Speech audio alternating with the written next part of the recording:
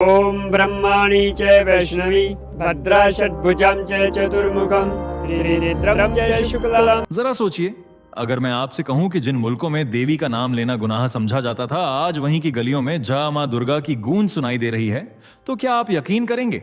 हैरानी की बात यह है कि बात सिर्फ भारत की नहीं, बल्कि ऐसे मुस्लिम देशों की है जहां नवरात्रि का जश्न देख खुद अरब मुल्क भी सकते में आ गए हैं।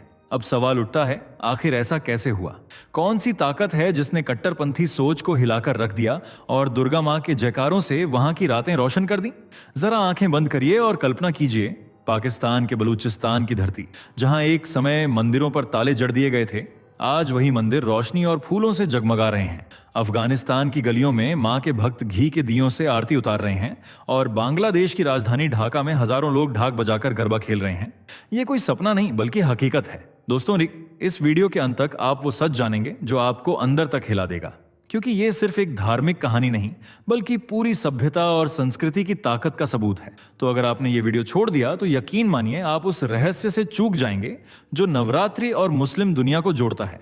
तैयार हो जाइए, क्योंकि आने वाले मिनटों में आप वो देखने वाले हैं जो आपकी सोच की जड़ें हिला देगा। फटाफट कमेंट करें कि भारत के किस शहर या गांव से इस वीडियो को देख रहे हैं। हम भी देखेंगे मां दुर्गा जी को सुनने वाले कहां कहां हैं। और हाँ, चैनल को सब्सक्राइब जरूर कीजिएगा ताकि ऐसी इंटरेस्टिंग न्यूज आपको सबसे पहले मिले। वो कौन से मुस्लिम देश हैं जहां दुर्गा पूजा की धूम देखने को मिलती है? अपनी कट्टरपंथी सोच के लिए पहचाने जाने वाले ये मुल्क क्यों माता दुर्गा की मूर्ति स्थापित करते हैं? नवरात्रि की शुरुआत कैसे और कब हुई थी? क्या सच में इन मुस्लिम मुल्कों में पाकिस्तान भी शामिल है? अगर आप भी इन सवालों के जवाब जानना चाहते हैं तो हमारे साथ वीडियो के अंत तक बने रहिए। दोस्तों, सबसे पहले आप ये वीडियो देखिए। नवरात्रि के शुभ पावन अवसर पर दुर्गा माता की पूजा हुई है, उनको स्थापना की है मैंने। कारण कुछ नहीं है, हिंदू मुसलमान सभी एकता बनी रहे इसी तरह। देखा आपने, जिस धरती पर कभी देवी का नाम लेना भी अपराध माना जाता था, आज वही मुस्लिम मुल्क माता दुर्गा के चरणों में झुका हुआ है। और ये महिला भी एक मुस्लिम देश की ही रहने वाली है, जो मुस्लिम होने के बाद भी अपने घर में माता दुर्गा की मूर्ति स्थापित करती है और उनकी सच्चे मन से सेवा भी करती है। सिर्फ यही एक महिला नहीं है, बल्कि आज ऐसे कई मुस्लिम लोग हैं जो अलग अलग मुस्लिम देशों में रहने के बाद भी नवरात्रि का त्योहार खूब धूमधाम से मनाते हैं। हालांकि हम सभी को आज तक यही लगता था कि नवरात्रि का पर्व सिर्फ भारत में ही सेलिब्रेट किया जाता है, लेकिन आपको जानकर हैरानी होगी कि आज पाकिस्तान से लेकर अफगानिस्तान तक, बांग्लादेश से लेकर मॉरिशस तक, यानी वो सभी देश जहां एक समय में मंदिरों पर ताले ठोक दिए जाते थे, हिंदुओं को नीचा दिखाने की तमाम कोशिशें की जाती थीं, उन्हें पूजा करने की अनुमति नहीं थी, वही देश आज माता दुर्गा की आराधना कर रहे हैं और उनके नाम के व्रत रख रहे हैं। लेकिन क्यों, कैसे ये अपनी कट्टरपंथी सोच छोड़कर सनातन का त्योहार मना रहे हैं? वो कौन सी शक्ति है जिसने इन देशों को सनातन से जोड़ दिया है? ये जानने से पहले हम थोड़ा नवरात्रि के बारे में जान लेते हैं कि आखिर ये त्योहार क्यों मनाया जाता है। दोस्तों, नवरात्रि या कहें तो नवरात्र या नवदुर्गा का पर्व हिंदुओं के सबसे प्रसिद्ध और पूजनीय त्योहारों में से एक है। सनातन धर्म में नवरात्रि का त्योहार विशेष महत्व रखता है क्योंकि ये बुराई पर अच्छाई की विजय का प्रतीक है। नवरात्रि के दौरान माता दुर्गा के 9 स्वरूपों की पूजा की जाती है, जिनके नाम कुछ इस प्रकार हैं: शैलपुत्री, ब्रह्मचारिणी, चंद्रघंटा, कूष्मांडा, स्कंद माता, कात्यायनी, कालरात्रि, महागौरी और सिद्धिदात्री। पर्वतराज हिमालय की पुत्री होने के कारण उन्हें शैलपुत्री भी कहा जाता है, जो अपने भीतर ब्रह्मांड को समेटे हुए हैं। बता दें, शक्ति स्वरूपा देवी दुर्गा को प्रसन्न करने के लिए साल में 4 बार नवरात्रि पड़ती हैं। इनमें एक बार शारदीय और एक बार चैत्र नवरात्रि होती है। इसके अलावा 2 बार गुप्त नवरात्रि के दौरान भी भक्त माता की आराधना करते हैं। यह विधान आज से नहीं बल्कि सदियों से चला आ रहा है। लेकिन नवरात्रि की शुरुआत कब और कैसे हुई और इससे जुड़ी पौराणिक कथा क्या है, ये सवाल अक्सर लोगों के जहन में घूमते हैं। तो आपको बता दें, प्रजापति दक्ष, जो हिंदू धर्म में परमपिता ब्रह्मा के पुत्र थे, उनकी 2 बेटियां थीं। एक का नाम था दिति और दूसरी का दनु। दिति ने जहां दैत्यों को जन्म दिया, वहीं दनु ने दानवों को। उसने अपने 2 पुत्रों का नाम रखा, रंभ और करंभ। एक बार दोनों दानव भाइयों रंभ और करंभ ने अजेय होने के लिए तपस्या करने का संकल्प लिया। रंभ अग्नि को प्रसन्न करने के लिए आग की लपटों के बीच खड़ा हो गया, जबकि करंभ ने वरुण को प्रसन्न करने के लिए जल के भीतर ध्यान लगाया। लेकिन इंद्रदेव को डर था कि दोनों दानव भाई उसे स्वर्ग से निकाल देंगे, इसलिए इंद्रदेव ने पहले मगरमच्छ का रूप धारण कर जल में प्रवेश किया और करंभ की जान ले ली। फिर वे रंभ को मौत की नींद सुलाने के लिए आग में पहुंचे, लेकिन अग्निदेव, जो रंभ की भक्ति से प्रसन्न थे, उस पर हमला नहीं होने दिया और उसकी रक्षा की। यह देखकर इंद्रदेव ने भागने की कोशिश की, उधर करम्भ की मृत्यु का समाचार सुनकर रंभ अंदर से टूट गया। उसने कुल्हाड़ी उठा ली और अपने प्राण त्यागने का निश्चय किया। फिर जैसे ही रंभ अपने प्राण त्यागने वाला था, अर्दिपा अग्निदेव ने उसका हाथ रोक लिया और उसे अपने भाई की मृत्यु का प्रतिशोध लेने का वरदान दिया। साथ ही रंभ ने उनसे एक पुत्र की भी मांग की जो आगे चलकर ब्रह्मांड का स्वामी बने। यह सुनकर अग्निदेव ने उसे वरदान दिया कि वह किसी भी प्रजाति की मादा से पुत्र उत्पन्न कर सकता है, चाहे असुर हो या देवता, पशु हो या मनुष्य। सचमुच ऐसा ही हुआ। रंभ को एक महिषी यानी भैंस से प्रेम हो गया और उस महिषी ने भी रंभ के प्रेम को स्वीकार कर लिया। इसके बाद दोनों का एक पुत्र हुआ जिसका नाम रखा गया महिषासुर। बता दें, महिषासुर आधा भैंस और आधा दानव था, जिसके पास अग्निदेव का आशीर्वाद भी था। जैसे ही वह बड़ा हुआ, एक दिन महिषासुर ने ब्रह्मा जी को प्रसन्न करने का निश्चय किया और इस विचार के साथ जंगल की ओर चला गया। कई वर्षों की कठोर तपस्या के बाद ब्रह्मा जी उसके सामने प्रकट हुए। वे महिषासुर के चेहरे को बड़े स्नेह से देखने लगे क्योंकि वह अपने पिता रंभ से काफी मिलता जुलता था। इसके बाद महिषासुर ने ब्रह्मा जी से अमर होने का वरदान मांगा, लेकिन ब्रह्मा जी ने स्पष्ट कहा कि यह संभव नहीं है। यह सुनकर महिषासुर ने दूसरा वरदान मांगा और कहा कि स्त्री के अलावा कोई भी उसे न मार पाए। इस पर ब्रह्मा जी मुस्कुराए और उन्होंने महिषासुर को यह वरदान दे दिया। इसके बाद महिषासुर ने पाताल लोक, भूलोक और अंत में स्वर्ग लोक पर भी अपना शासन स्थापित कर लिया और लोगों पर अत्याचार करने लगा। धीरे धीरे पूरे ब्रह्मांड में महिषासुर की चर्चा होने लगी और सारे देवता भयभीत होकर एकत्रित हो गए। सभी ने ब्रह्मा जी से प्रार्थना की, हमें आदिशक्ति के रूप में एक ऐसी देवी चाहिए जो महिषासुर को पराजित कर सके। इसके बाद देवता घेरा बनाकर खड़े हो गए और सबके मुख से प्रकाश की किरणें फूटने लगीं। उन किरणों ने मिलकर एक स्त्री का रूप लेना शुरू किया। एक ओर जहां महादेव उनके चेहरे को और भगवान विष्णु उनकी भुजाओं को आकार दे रहे थे, वहीं इंद्रदेव उनकी कमर और वरुण देव उनकी जांघों को रूप प्रदान कर रहे थे। धर्म और ब्रह्मादेव ने उनके पैरों को आकार दिया। अंत में वायुदेव ने उन्हें कान दिए और अग्नि ने उनकी आंखें बनाई। इस प्रकार सभी देवताओं की ऊर्जा से एक देवी का प्रकट हुआ जिनका नाम रखा गया मां दुर्गा यानी रक्षक। इसके बाद भगवान विष्णु ने अपना चक्र, भोलेनाथ ने अपना त्रिशूल, इंद्रदेव ने वज्र और वायुदेव ने उन्हें धनुष प्रदान किया। मां दुर्गा ने वरुण से शंख और यम से उनका दंड प्राप्त किया। तलवार, गदा और भाला लेकर 10 भुजाओं वाली मां दुर्गा दहाड़ते हुए सिंह पर सवार हो गईं और महिषासुर से युद्ध करने पहुंच गईं। उनके और महिषासुर के बीच 9 दिनों तक भीषण युद्ध चला।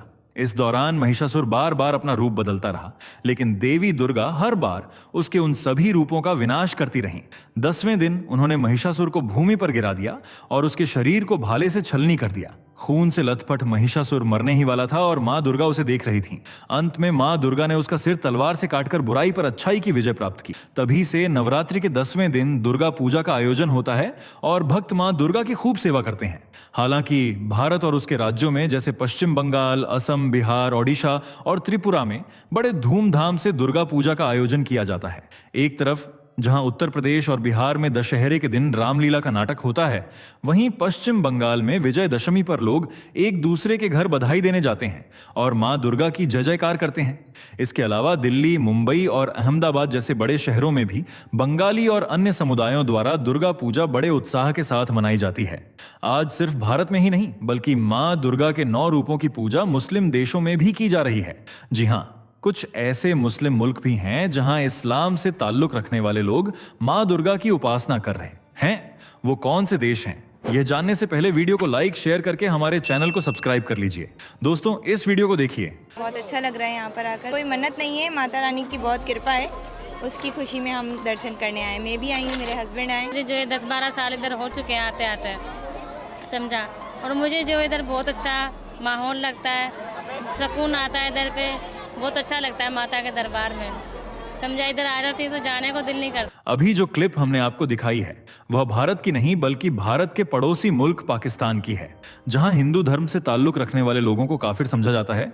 वहीं आज उसी देश में लोग बढ़ चढ़कर देवी के दर्शन करने जा रहे हैं। दरअसल पाकिस्तान के बलूचिस्तान प्रांत में हिंगलाज नदी के तट पर स्थित हिंगलाज माता मंदिर एक प्रसिद्ध हिंदू तीर्थ स्थल है, जो 51 शक्तिपीठों में से एक है और इसे नानी मंदिर के नाम से भी जाना जाता है। यह मंदिर एक प्राकृतिक गुफा में स्थित है, जहां किसी मूर्ति की बजाय सिंदूर से सनी एक प्राकृतिक शिला की पूजा की जाती है, जिसे देवी सती का स्वरूप माना जाता है। इस मंदिर से सिर्फ हिंदुओं की आस्था नहीं जुड़ी है, बल्कि यह मंदिर हिंदू और मुस्लिम दोनों के लिए आस्था का केंद्र है, क्योंकि बलूच मुसलमान भी इसे नानी पीर के रूप में पूजते हैं। यही वजह है कि नवरात्रि के दौरान यहाँ मुसलमानों से लेकर हिंदू और कई अलग अलग धर्मों के लोग पूजा करने आते हैं और माँ दुर्गा का आशीर्वाद पाते हैं। बता दें, पाकिस्तान में दुर्गा पूजा का तरीका काफी हद तक भारत से मेल खाता है। इस दौरान मंदिरों को रंगीन सजावट, फूलों और रोशनी से भव्य रूप से सजाया जाता है। भक्त मंदिरों और सामुदायिक केंद्रों में इकट्ठा होकर देवी दुर्गा की पूजा करते हैं, पारंपरिक गरबा और डांडिया नृत्य करते हैं और व्रत भी रखते हैं, जैसा कि आप इस वीडियो में देख सकते हैं। જેમ કે અમે 10 दिन तक આ તહેવાર હાલે છે, 9 दिन तक અમે ગરબા વગેરે રમી છે, દાંડિયા કરી છે, 10મા દાને અમે ગરબાને પધારી છે વાડીના તોર પર। આ તહેવાર हमारा लिए बहुत दुर्गा पूजाना सम्मान। वहीं कराची के नारायणपुर और रणछोड़ लेन जैसे क्षेत्रों में दुर्गा पूजा या नवरात्रि का उत्सव पारंपरिक तरीके से मनाया जाता है। हिंदू और मुस्लिम समुदाय के लोग देवी दुर्गा की प्रतिमा सामुदायिक केंद्रों में स्थापित करके पूजा अर्चना करते हैं। साथ ही रंगीन रोशनी और फूलों से पंडाल तथा अपने घरों को भी सजाते हैं। लोग नए कपड़े पहनते हैं और ढोल नगाड़ों की थाप पर नृत्य भी करते हैं।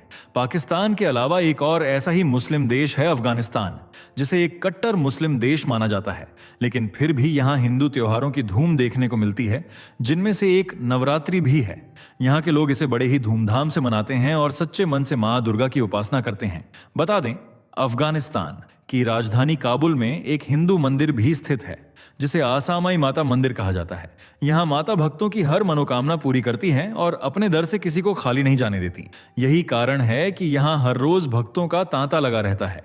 नवरात्रि के दौरान तो मंदिर में एक अलग ही रौनक देखने को मिलती है, जब सभी भक्त मिलकर आसामाई मंदिर में माता दुर्गा की पूजा करते हैं। हालांकि यह उत्सव बहुत बड़ा नहीं होता, क्योंकि अफगानिस्तान में हिंदुओं की आबादी कम है। इसी वजह से दुर्गा पूजा बड़े पैमाने पर नहीं हो पाती। लेकिन नवरात्रि के समय भक्त यहाँ माता की पूजा करने अवश्य पहुंचते हैं। इस वीडियो को देखिए।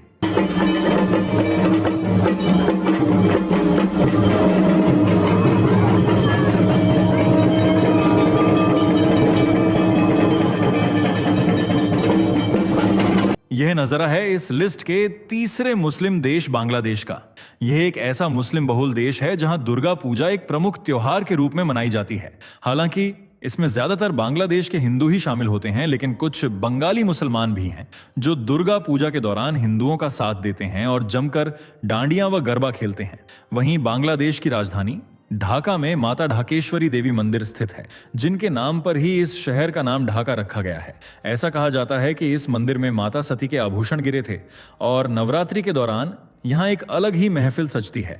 हिंदू समुदाय से जुड़े लोग देवी की मूर्तियों को मंडपों में स्थापित करते हैं और दैनिक अनुष्ठान, पूजा और सांस्कृतिक कार्यक्रम आयोजित किए जाते हैं। हर रोज पूजा के दौरान भक्त देवी को जल अर्पित करते हैं और पूजा के बाद अर्पित भोग को प्रसाद के रूप में बांटा जाता है। प्रसाद में आमतौर पर फल, मिठाइयाँ और चावल से बने व्यंजन शामिल होते हैं। इसके अलावा षष्ठी के दिन देवी को औपचारिक रूप से आमंत्रित किया जाता है और दशमी के दिन मूर्तियों के विसर्जन के साथ त्योहार का समापन होता है। इसी तरह इंडोनेशिया के बाली और जकार्ता जैसे शहरों में माँ दुर्गा की पूजा की जाती है और हिंदू तथा मुस्लिम समुदाय मिलकर इस उत्सव को मनाते हैं। इसके अलावा मॉरिशस और अजरबैजान, जो कि मुस्लिम बहुल देश हैं, वहाँ भी माता दुर्गा के 9 रूपों की पूजा पारंपरिक तरीके से की जाती है। तो दोस्तों, आपको हिंदू धर्म का कौन सा त्योहार सबसे अच्छा लगता है? कमेंट में बताइए। वीडियो को लाइक और शेयर करके हमारे चैनल को सब्सक्राइब कर लीजिए। मिलते हैं अगली वीडियो में, तब तक के लिए बाय बाय।